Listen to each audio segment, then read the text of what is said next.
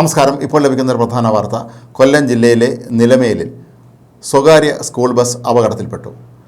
Driver അടക്കം 24 പേരാണ് ബസ്സിലുണ്ടായിരുന്നത്. പലർക്കും നിസ്സാര പരിക്കേറ്റിട്ടുണ്ട് എന്നാണ് മനസ്സിലാക്കാൻ കഴിയുന്നത്. ഇതിൽ 2 പേരെ പാരിപ്പള്ളി മെഡിക്കൽ കോളേജിൽ പ്രവേശിപ്പിച്ചിട്ടുണ്ട്.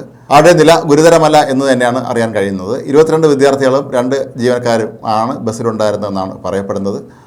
തട്ടത്തുമല വട്ടപ്പാറ റൂട്ടിൽ ഒരു വലിയ കയറ്റത്തിലേക്ക് ബസ് പോയിക്കൊണ്ടിരിക്കുമ്പോഴാണ് അതിൻ്റെ നിയന്ത്രണം വിട്ടത് എന്നാണ് പറയപ്പെടുന്നത്. അപകടം ഉണ്ടായതിനെ തൊട്ട് പിന്നാലെ നാട്ടുകാരും രക്ഷാപ്രവർത്തകരും എല്ലാം ഓടിയെത്തി രക്ഷാപ്രവർത്തനങ്ങൾക്ക് നേതൃത്വം നൽകി.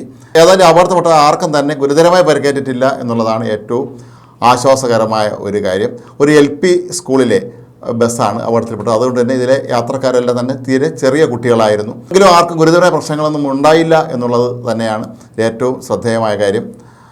കുറേ നാളുകളായി സംസ്ഥാനത്തെ വിവിധ സ്ഥലങ്ങളിൽ സ്കൂൾ ബസ്സുകൾ അപകടത്തിൽപ്പെടുന്നത് ഇപ്പോൾ നിത്യസംഭവമായി മാറിക്കൊണ്ടിരിക്കുകയാണ്.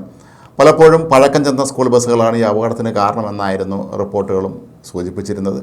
അതുകൊണ്ട് തന്നെ ഇപ്പോൾ ഇവിടെ അപകടത്തിൽപ്പെട്ട ബസ് പഴയതായിരുന്നു, അതിൻ്റെ പ്രവർത്തനശേഷി എങ്ങനെയാണെന്നുള്ളതിനെക്കുറിച്ചൊക്കെ തന്നെ MVD വിഭാഗം അത് ഉറപ്പായും അന്വേഷിക്കും എന്നുള്ളത് തീർച്ചയാണ്.